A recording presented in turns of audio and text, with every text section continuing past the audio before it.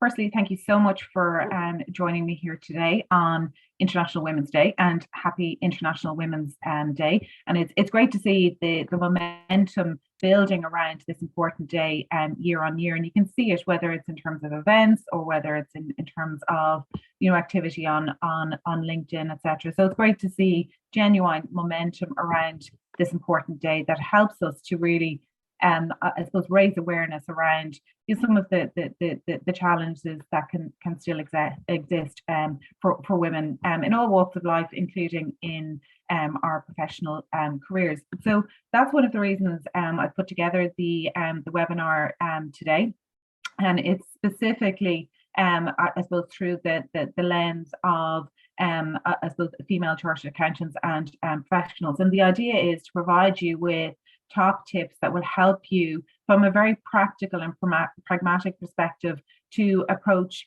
your career development in I suppose in a more proactive way. So what I want to do is to share advice that will help you to build on your self-confidence, and also on your career satisfaction, and help you to really to make the most from the career opportunities that are out there for you. So the idea is really, as I said, practical, pragmatic tips that you will leave the webinar with today.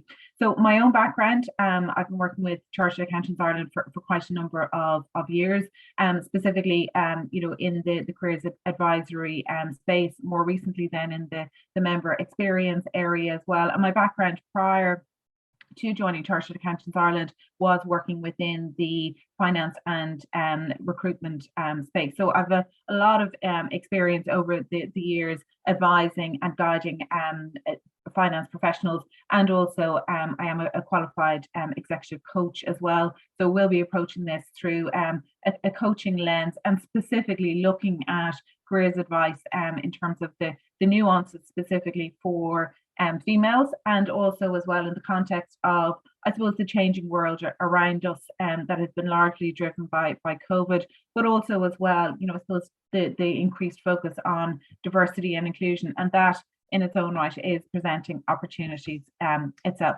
So to get us started, like the essential I suppose starting point when you're planning your career is to be really clear in terms of your career goals. So it's really to look at things to say, what does success really mean and look like for me? Because success can mean different things to different people.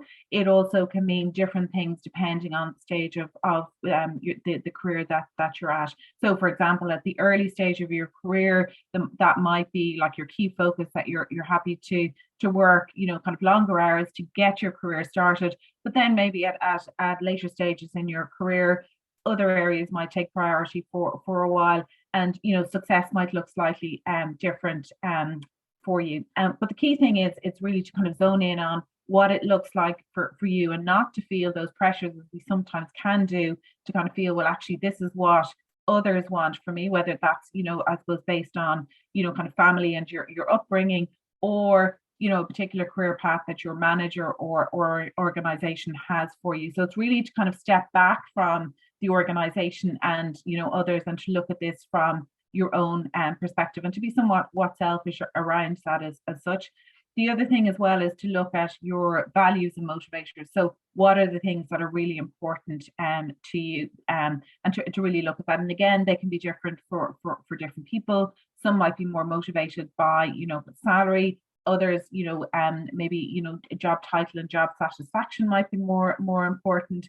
And also then just kind of looking at the value side of things. And I have to say, that's something that I'm seeing more and more coming through in the conversations we're having with members around careers, in light of COVID. And there's a much greater, I suppose, focus on work-life balance and blending, work life and home together. So, there is definitely a bigger emphasis on it. So it's a good opportunity now to take stock. And the key thing here is that this is fluid. So you do need to look at it and review it on a regular basis. And, I suppose life circumstances or events can get in the way as well. So obviously it's important that you're checking in on those and, correcting, I suppose, your course as you go along. So the important thing here would be to draft a career plan, because it will keep you on track. It does act as your GPS and make sure that you're going on the right track. It provides that, the clarity and purpose, and it really gives you a sense of focus. The other thing as well is that, if for some reason, there's a setback or things, kind of go off track, then, I suppose you have that anchor, as it were, to kind of check back in with again. So it's really, really important that you invest that time in drafting a plan that you work towards. I suppose you could liken it to a business plan that you might, draft in your professional lives, but it's taking that time out to decide what it is you want, where you're going, and just kind of break that down into smaller steps. Because let's be fair, it can be very hard to kind of decide, well, look, where do I want to be in 10 years time? Most of us, need to break that down into smaller steps to kind of say, like, 1 year, 3 years, 5 years, and build on it from there. So it's a step-by-step approach. So the key things really are, we're all, I'm sure, familiar with the concept of setting SMART goals, that are really aligned with your career aspirations. As I said, break it down into short, medium, and long-term goals. And the key thing is here that the goals have to excite you. They have to motivate you, because otherwise, let's be fair, you're going to forget about them. They're not going to be something that really, you want to kind of focus on. It's really good to discuss them with other people around you as well, to kind of get a sense of, look, am I on the right track? Does this make sense to you?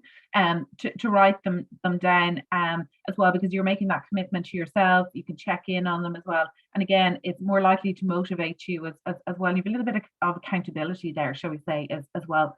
So it's really important then, as I said, to kind of check in on those and make sure that they're working for you. The other piece of advice I would give you is kind of play to your strengths, because we all have our own natural inherent strengths. So it's really important to make sure that you understand what those key strengths are for you, and then build them into your career plan so you're maximizing those strengths. Because if you really play to your strengths and work to your strengths, you're much more likely to be successful, but you're also much more likely to enjoy what you're doing. So these strengths can really strengthen or help to maximize your career success. So you might say to me, Karen, look, well, how do I work out what those strengths are? So there's a couple of ways you can do that. One is, based on feedback that you might get from, your colleagues, your boss, others that know you very well. So do ask for feedback. The other thing you can do is to start with a list of your achievements. So list down even 5 or 6 of your main achievements, both in work and outside of work. So it could be everything from, a promotion to, a project that you completed successfully, to qualifying as a chartered accountant. So write all those key things down, and then ask yourself, what skills did I need to demonstrate to actually achieve those to reach those achievements, or to execute on those. So for example, in terms of, qualifying as a chartered accountant, obviously you need to show determination, you need to show a bit, I suppose, grit, focus, working to tight deadlines, obviously numeric ability, and a whole range of others. So you can jot those all down.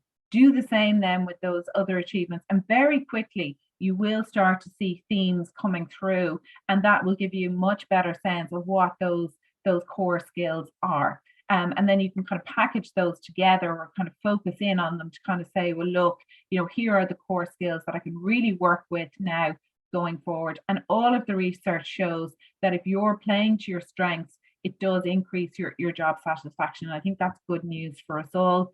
If you do need some further guidance around the skills, and sometimes I know some would struggle with kind of the language around these, I would suggest that you refer to our Institute Career Pathway tool, which is online. I've given the link there, and you can go in and you can see what are the skills that you as a chartered accountant should have, depending on your career path. So it'll just help you to get some inspiration in terms of the language around it, and also where it is that you should be focusing. So that can be a really helpful tool. So just really important to kind of play to those strengths.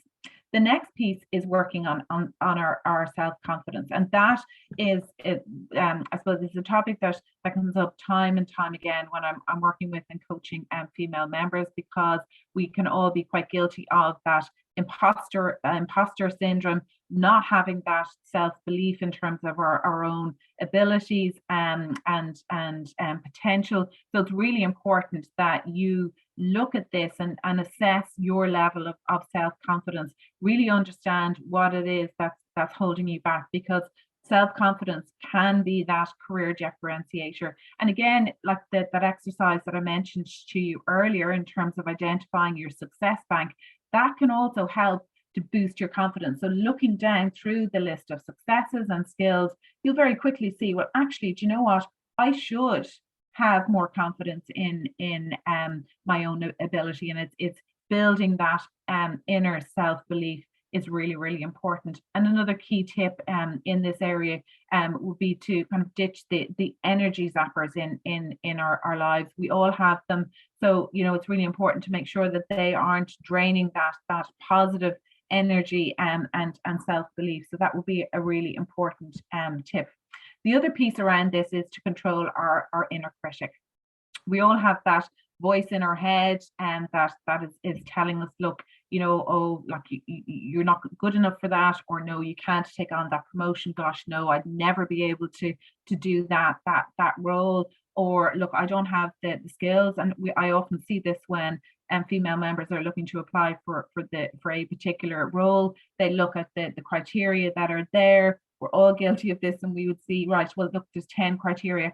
I only have 7 of those. So look, I'm not going to apply because I wouldn't have the skill set. When in fact, actually, we should have more, self-confidence and inner belief, and put ourselves out there. So that's really important, just to make sure that you are mindful in terms of how you're conditioning yourself and what are the messages that you're sending to yourself. Because if you think about the way your inner voice speaks to you, and think about it, well, actually, would I speak to any of my colleagues or my sister or my friends like that? Probably not. So you do need to make sure that you're looking at how that inner voice that is there all of the time is impacting on your self-confidence.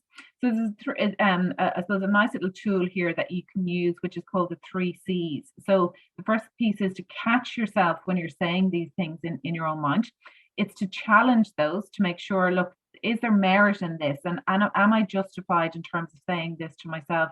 And then the third piece is actually changing that narrative. So one thing, for example, you could say, well, gosh, no, I'm not going to go for that promotion because I really don't think I would have the skills and experience to do that role. Then what you do is you challenge that and see, well, look, actually, are you correct in that assumption? And maybe just speak with others to see, like, what are their thoughts. Do you think that's something that could suit? Do you have the skills, the experience? So really challenge that to make sure that is justified, and then to change that narrative to kind of say to yourself, well, actually, do you know what, I can do that job and I am going to apply for it. So it's just changing that narrative, or as we would say, flipping the script. So it's the other way to do this is that when a negative thought enters your mind, think 3 positive thoughts instead. And unfortunately, the brain is wired more towards the kind of the negative mindset. So we do have to work more, I suppose, more effectively to keep a positive mindset going. So this is one way of doing it, that every time you have a negative thought, I suppose, replace that with 3 positive ones. So, and even if you were to start the morning with 3 positive thoughts in your head to start the day, it's amazing how that can impact, and that flipping the script can change the whole, I suppose, mind frame that you approach the day in, and therefore the outcomes of the day as well. So hopefully you'll find that helpful.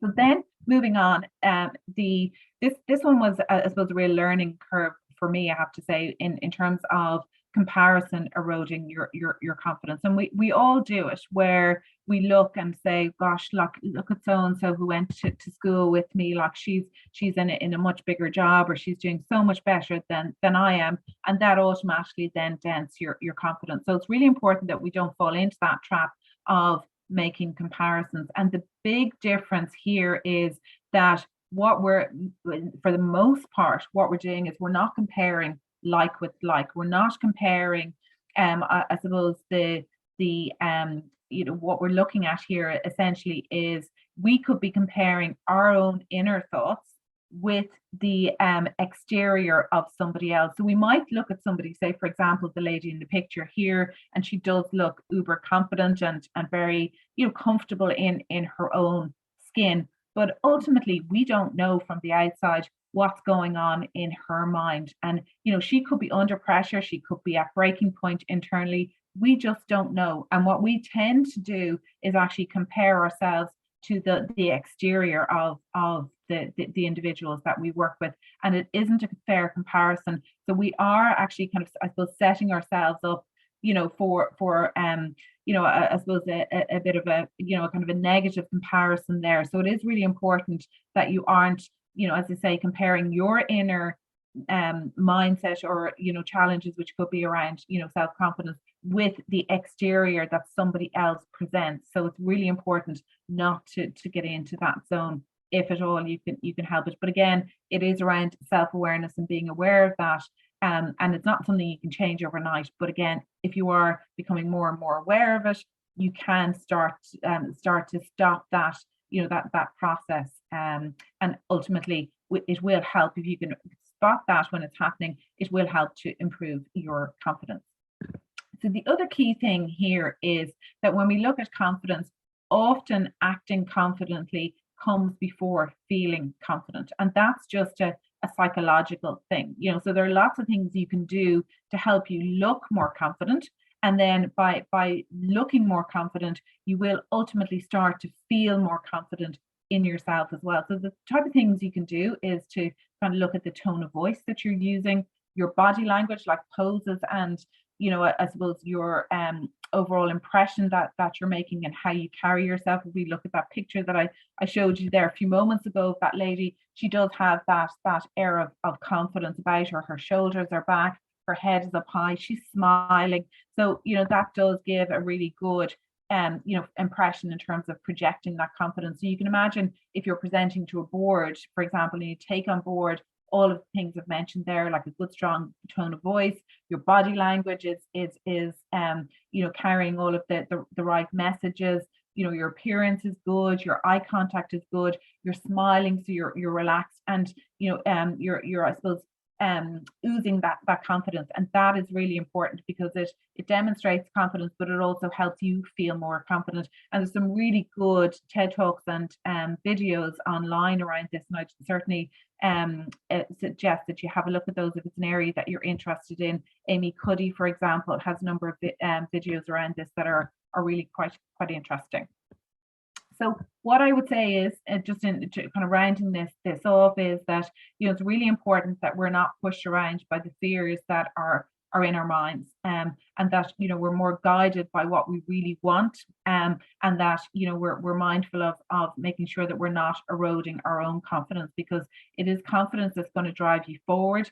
It's confidence that's going to kind of drive you to put yourself out there, to ask for opportunities, and obviously you need that confidence to embrace new challenges. So it's a key area to really focus on and work on over time. There's no real quick fix in this space, but I think over time small changes can certainly make a big difference. So the next tip I'd like to share is not to be afraid to ask. And this is again somewhere where us females can fall down. So it's really important that again that you build up that confidence to be able to ask. So the first thing is like asking for that promotion, and making sure that those around you and the decision makers are aware of your ambition, and they are aware of what you're looking for. So don't be afraid to ask for opportunities. Similarly, as well, it's not being afraid to ask for a salary increase. And again, all of the research would suggest that females aren't as strong in this particular space. Now I do have another webinar online that we've recorded in this space in terms of specific salary negotiation tips for female members. So if you're interested in that, let me know and I can send it on. But it's really about being prepared, having your business case as such ready. Basically then looking at what your plans and ambitions are for the next 12 months. So you're setting out that case as to, look, why it is you deserve it, what you're going to bring to the table over the next 12 months, and making sure that you're very much, being very factual and non-emotional in this space, that you can bring to the table some examples of where you've really added value in the role, how you've made a difference to the organization, and how you plan to continue to do so over the next 12 months. And that can be a really solid, factual basis for which to negotiate in terms of your salary, and indeed benefits packages, or if it I suppose in the current environment you may be looking to negotiate around, I suppose the hybrid working model. So again, it's keeping it factual, explaining how it would work, giving reassurances in terms of productivity and output, etc. So again, being very factual in relation to that. But it is about having the confidence to ask. Similarly, I would suggest that asking for feedback is a very positive thing, because the feedback can really give you some insights in relation to the things that you do well, and again, helps you to play to your strengths.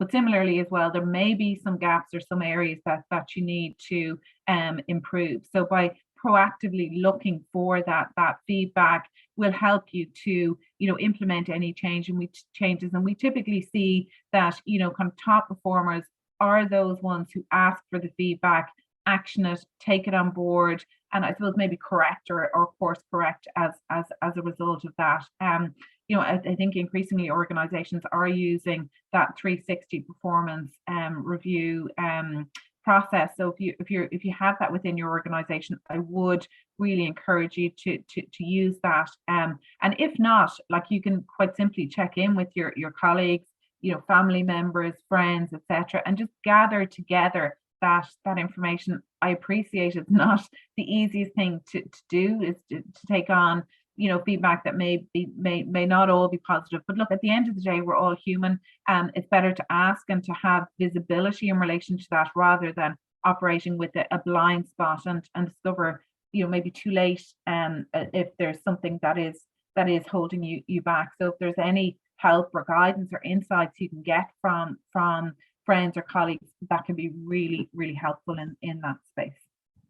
So the next suggestion I would have is to find a mentor. And mentoring is growing in popularity year on year. Lots of I suppose professional organizations and networking groups, etc., are offering mentor programs. Like, we would have our own here as well, where we have a panel of over 150 members who have volunteered to be mentors, both male and female.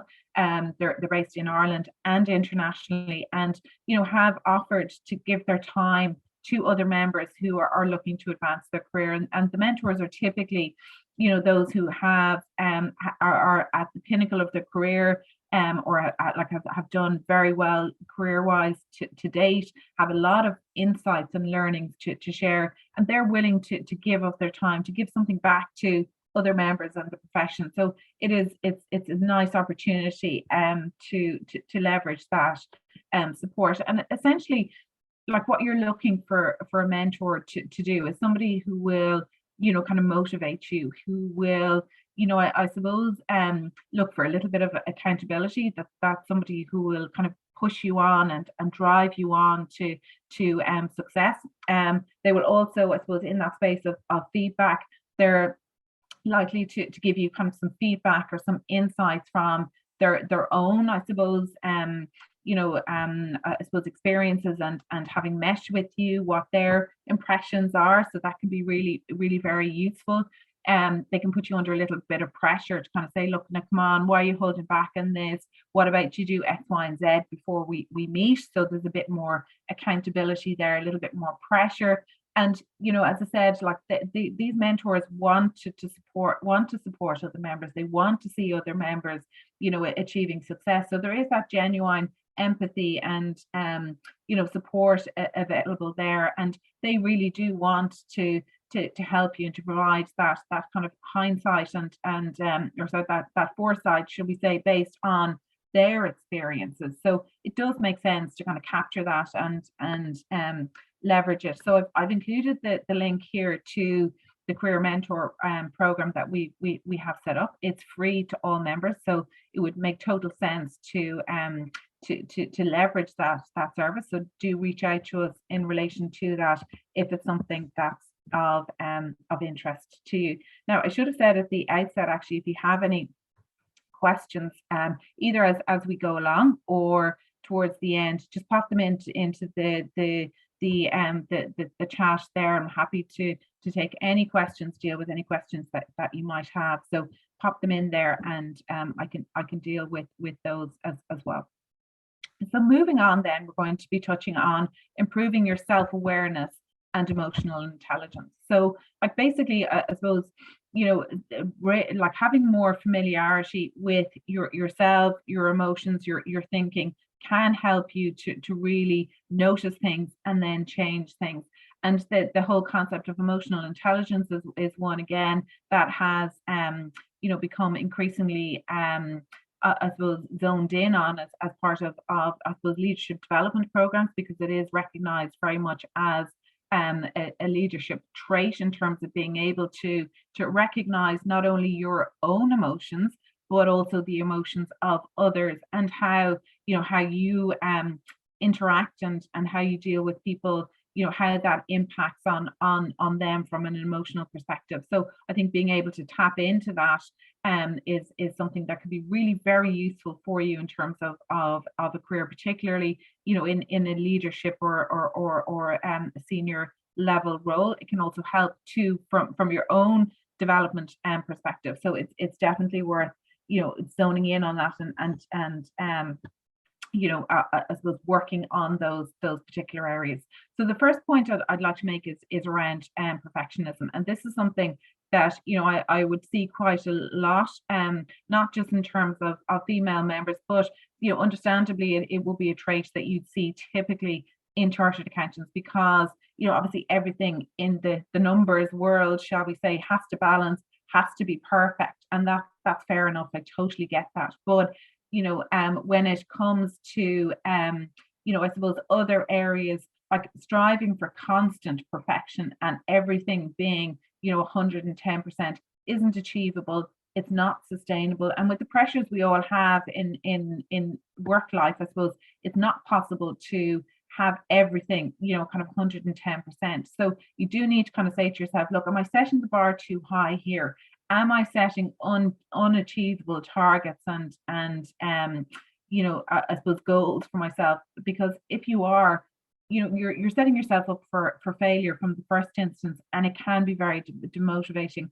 The other thing is as well, you need to kind of say to yourself, well, look, is this the best use of my time? That rather than doing something 110%, if I just did it at 100%, then actually that frees up time for something else, that may be potentially more valuable or potentially more motivating, or might serve me better in terms of my overall career path. So what I would say to you is to stop being as hard on yourself and setting yourself up unsustainable standards. Like one of the things I noticed, I suppose, like, and one of the key things that I took away from doing a master's in coaching a number of years ago was when I was doing my thesis, and I had like a number of engagements with my thesis mentor at the time, or supervisor as he was called, and it was just getting very close to the time where I had to submit the thesis. So as you can imagine, the deadlines were tight, pressure was on, and obviously you want everything to be perfect. You want to get the best possible result from it. And I do remember the supervisor saying to me, Karen, you need to know when good is good enough. And that has stuck with me. Like, that was 6 years ago now, but like that has stuck with me ever since. So I think as a mantra, or as a guide, like, kind of saying to yourself, look, good is good enough, and learning when to move on can be really quite liberating. And as I said, not setting those expectations or those goals at too high a level for yourself. As I said, look, I'm not saying that you compromise in terms of quality necessarily, but it's just being more measured in relation to that So the second thing then is knowing your boundaries. And look, we all have our limits. We all know what our kind of tipping point is, or when we've kind of bitten off more than we can chew, or we all know what those kind of stressors and those buttons are. Or if you don't, you do need to become more aware of them, because they can be the things that kind of I suppose impact on your ability to kind of handle stress or not. So it's I suppose being more aware, and having the emotional intelligence to kind of know, okay, hold on, like there's too much going on here at the minute, like with everything, that I just need to refocus, or I need to reprioritize, or there are some things that I just need to say no to. And I think we probably all had those situations where there's a lot going on in work, there's a lot going on in family life, there's a lot going on, from a social perspective. And I've had that myself too, where every aspect of your life is really busy. And for me, I would sometimes just have to say no at the weekend. Look, I can't go to X, Y, and Z, because it's just that, kind of tipping point where there's just too much going on, and it's a stressor. So I've learned over time to kind of say, no, look, I can't do that this week or this weekend, but how about next weekend? So it's being able to master that art of saying no, or in a work context to kind of say, look, does that deadline really need to be this week? Or how about we push that out to next week, because in terms of prioritization, I'm doing X, Y, and Z. So it's really just learning to set and manage those expectations, and taking control of that, and having more conversations around it to kind of push back, and to be better at saying no. And I think that the boundaries piece has really come into focus since we've all been working from home more as well, and the lines between home and work have become a little bit more blurred. So that's something we need to be very careful of. And also as well, I suppose when we're managing that transition back to the office as well, that we're mindful of that in terms of the impact that could potentially have on boundaries, and just being very, very mindful and very careful about that. The other point I wanted to make was around the art of delegation. So we obviously all know that, look, it's all about delegation. And I mean this both from a work context, but also from a home context. And again, this is something that really stuck with me from a conversation that I had with a member who was in a very senior role. She then took a career break to look after, I think, can't remember, it was 3 or 4 children, but certainly quite a number of kids. And then she decided to come back into the workplace again, at a very, very senior level with a large American multinational. And I remember saying to her at the time, how was she going to manage this with the children? Her husband also had a big job. And she said to me, Karen, it's all about delegate, delegate, delegate. And she was referring to that in terms of, like, I suppose, in her professional life, but also at home, where she was looking at, I suppose, opportunities where others could help her, where could she get additional support in the home, but also as well, she said, look, it's so important that we're not afraid to ask for that help and that support. And again, as females, we're not always good at that. So it's really just kind of sometimes push ourselves outside of our comfort zone, and to kind of say, look, how can I get help here? Who can I ask for help? And being a little bit more analytical around, is this the best use of my time? What support, what help can I get in this space? So again, just to think outside of the box in that sense. So again, next point then will be, looking at opportunities to constantly learn. And in the fast-paced work environment that we're in the professional environment, I suppose the skills requirements are changing at a faster pace than ever before. So it's really, really important that, you're staying on top of things. And I'm speaking to a very experienced and accomplished chartered accountant in recent days, and like she has had many successful years as an accountant, and also in other areas. And like she would be well into her 60s at this point, and what she said is, like, that she still to this day, even though, like, she's obviously, quite a number of years behind her, she's still needs to keep pace with learning. And it's something that, she has found very fulfilling and very rewarding. So, as I said here, knowledge is power. So it's really important that we keep up that appetite for learning. Now, when I say learning, I don't mean that it has to be all around, courses and attending CPD. There's so many other aspects to learning as well. Like getting a mentor is a perfect example of that. Watching TED Talks, other videos online would be another example.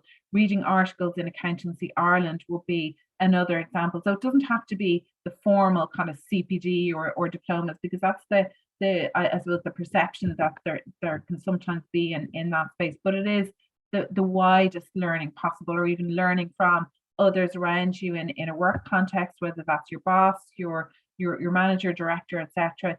It's really just to kind of, I suppose, maximize the potential there is for you to learn there, and also just to be aware of where I suppose the trends are going in terms of skills. What are the skills that are most in demand, and also then to kind of build those into your career plan, so that you're making sure that, like, you have the skills that you need to reach the different stages of your career. So that's really important, just to look at that. And again, the career pathway tool that I mentioned earlier is a good source, and will give you some insights and guidance around that, in terms of, firstly, what those skills should be, and also how you develop those skills.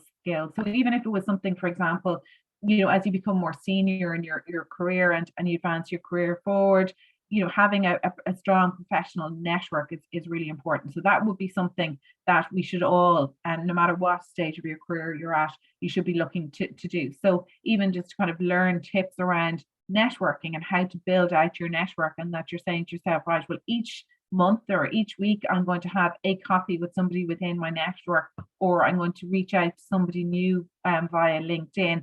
So that could be something that you build into your plan to help you to develop out your network. So that's an example that wouldn't be, I suppose, CPD related per se, or a formal course, but is a really important skill and resource that you have at your disposal, in terms of that networking and building out a professional network as you develop your career, particularly at FCA level. A lot of career opportunities and job opportunities tend to come up through our network, more so as we become more senior. So you will become more reliant on that network as you develop. So it's really, really important skill to master as you go along.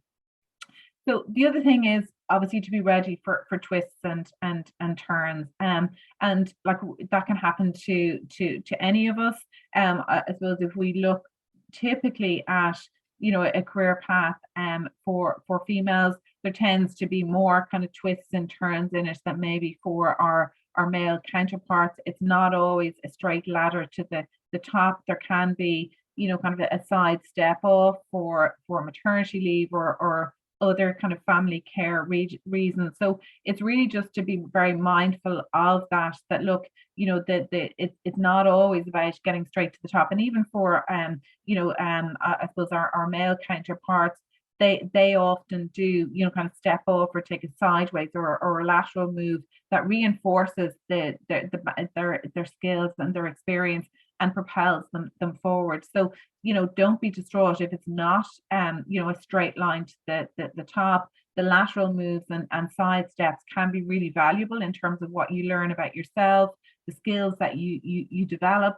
And it also helps you to kind of really, I suppose, rezone in on, well, look, what exactly is it that I'm looking for in terms of my career. So but it's to be ready for those twists and turns, and to kind of take them as an opportunity to kind of reset priorities and to learn from those and to move forward. So it's better to be prepared and to kind of like realize that, oh, actually, look, there can be twists and turns. And when they happen, so if it's a redundancy, for example, I can understand totally that can sometimes, and very often actually be, I suppose, a major setback at the time. But the beauty of being a chartered accountant is that you will have other options. And I've seen so many times where initially, like, a redundancy, is a negative thing in somebody's life, and they really didn't want it to happen, but actually in hindsight, it was a good opportunity for them to reset, reprioritize, and maybe to kind of change or pivot or go a different direction, that they may not have done if the redundancy scenario hadn't arisen. So it is can sometimes, and very often, in fact, present an opportunity. So it's just to be ready and aware, and I suppose willing to take on those kind of twists and turns and make the most of them.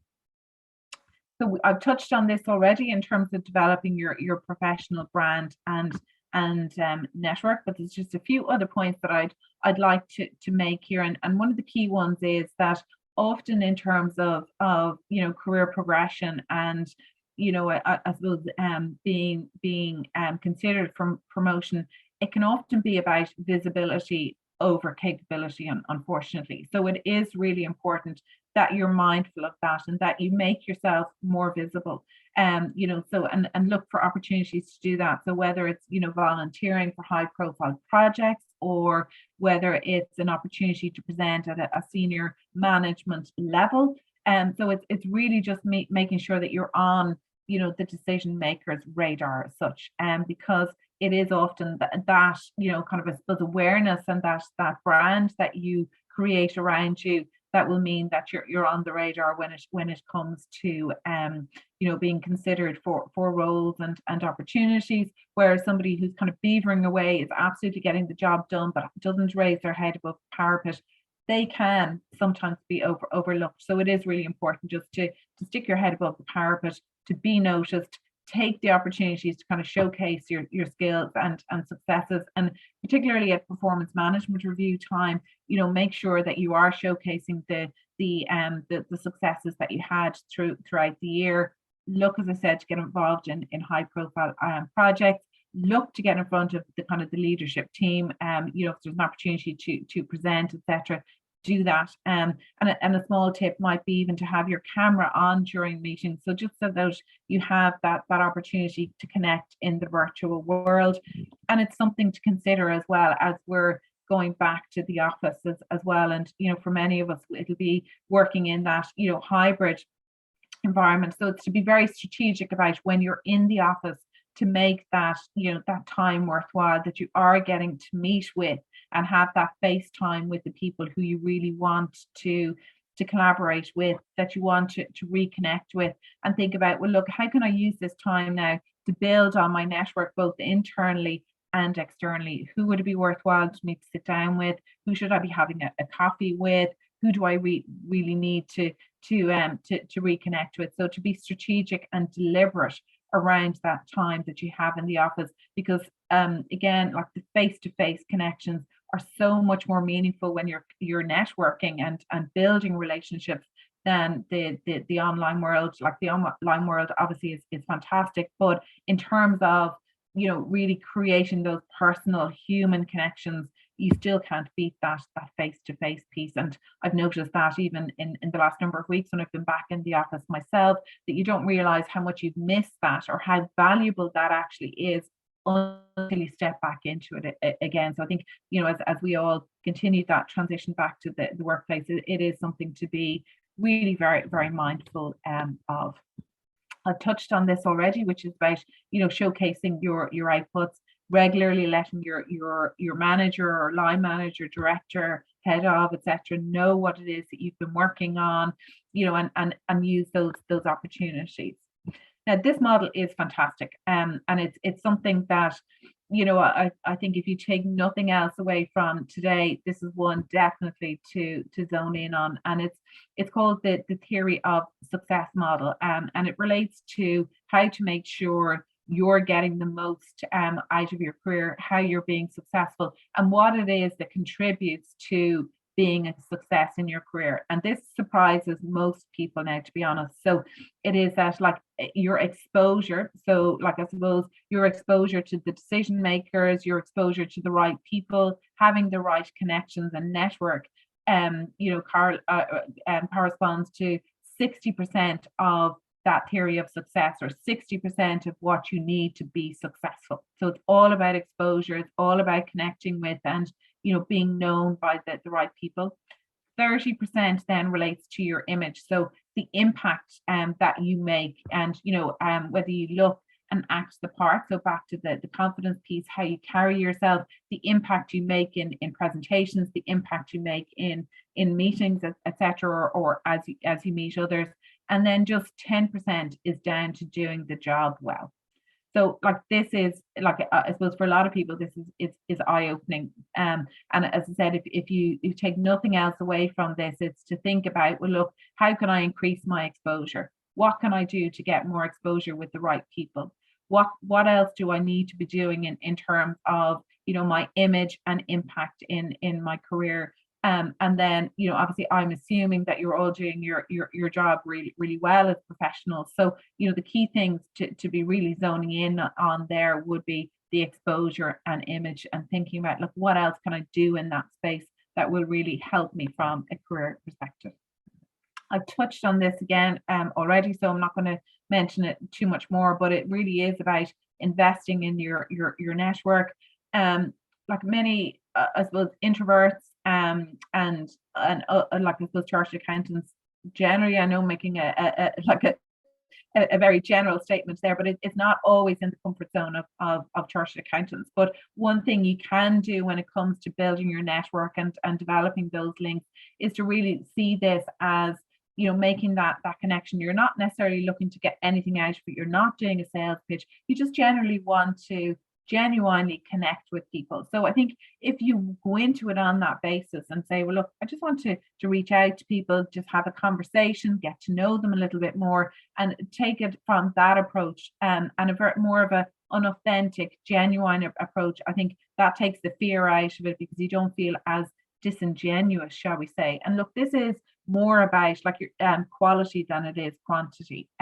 So you're better off having a smaller network of quality contacts than like a really wide network of contacts that you really have no direct kind of association with or no relationship with. So I would be saying, very much build on a quality network over time, and do it in a way that you're comfortable with and that you feel aligns with your own genuine values and what feels right to you, because then you're going to come across as more genuine. You'll make a better connection, and those connections will serve you better in general. And LinkedIn can be a really good tool, firstly to kind of reach out to people, but also as well to kind of keep in contact. So that's just something to keep in mind as you go forward as well.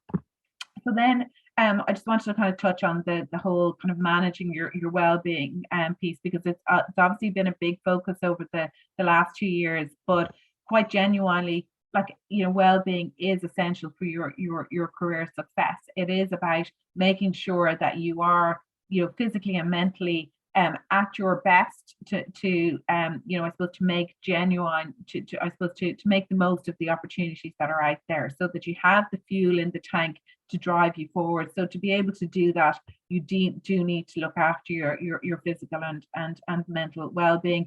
I have put the mask there in the airplane as an image, because the key thing here is that you need to look after yourself first, because as you know, in an airplane scenario, they'll say to put the mask on young kids, on yourself first, and then on young kids. So it's basically about looking after yourself, because if you do that, you're going to have the energy in the tank, and you're going to be at your best to be able to give that time to others and to your career as well. So it's really important that you take that time out.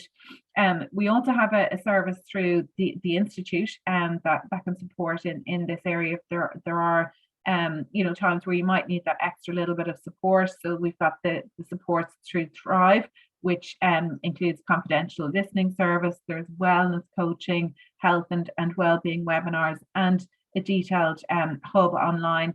And then for other scenarios where there might be emergency financial requirements, there's also support there as well. So do feel free to access those. So that last but not least, it's all about being brave, and trusting in your own capabilities and in your own confidence, and to have that positive mental attitude to push yourself out there, and taking on board some of the points today to really kind of help you build your confidence, maximize your potential and really to kind of step out into out of your, I suppose, comfort zone, shall we say, and to really kind of push yourself out there. And I love this quote by Richard Branson, which is, if somebody offers you an amazing opportunity and you're not sure you can do it, say yes and then learn how to do it. So it's in that space of, fake it till you make it. But it is about having that self-confidence and that self-belief to kind of say, look, I might not know it all now, but I'm confident that I can take this on and manage the learning curve when I get into that role. And that is sometimes what is required to kind of step into the unknown, to be brave, and to take on a new opportunity. And let's face it, we're not always going to know everything about a new opportunity or a new role going into it, but we have to have the confidence in ourselves that we can master that learning curve as we go. So just to let you know then of some of the career supports that are available to you as a member. So there's the impartial career guidance and coaching. We do have a CV and interview preparation support, a recruitment service, and then I've mentioned already the competency map and career pathway tool. I've also mentioned the career mentor program, and then we do have a range of career webinars that we run throughout the year, like this one. Plus also we've a library of them online as well if you're interested in those. So essentially, just we're coming to the end now, but just to kind of recap, hopefully you're leaving today with the top tips for your career that you feel are actionable and that you can implement. Even if you were to take kind of one or two key points away from today, think them through and give yourself time to think them through, and then develop an action plan for yourself. So if you were to say, like, what one tip are you going to act on today, and what can you do now to action this? So even just before you kind of throw yourself back into the busyness of work again, it's to kind of say to yourself, look, what one tip are you going to act on, and what can you do now from now on to action this? So what can you do from now on to action this? And I think if you were to do that, I think that will be really helpful in terms of moving your career forward. So I'm quite happy now to take any questions that you might have. If you want to pop them into the chat or the Q&A there, and feel free to reach out to me directly on careers@charteredaccountants.ie. More than happy to set up an individual consultation or call meeting or call. For anybody that has any questions, feel free to reach out to me. So by all means, if you've any questions or you want to reach out to myself or the team. Okay, so I've just one comment in here to say thank you so much. Lots of great actionable advice. So hopefully you did find it actionable. What I was trying to do was to make it as practical as I could, because I totally appreciate that we're all busy and there's so much going on. We don't really get much time to kind of time out to reflect. So as to try and maximize the time out that you have taken to attend today. And I do appreciate you joining us today, particularly on International Women's Day. A recording of the event, or of the webinar, should I say, will go out to you as well, and I can organise to send the slides on as well. So look, seeing as though there are no further questions at this point, I'd just like to say thank you so much for joining me today. Happy Women's Day, and hopefully you'll enjoy it, and please feel free to reach out to me at any stage. Thank you so much.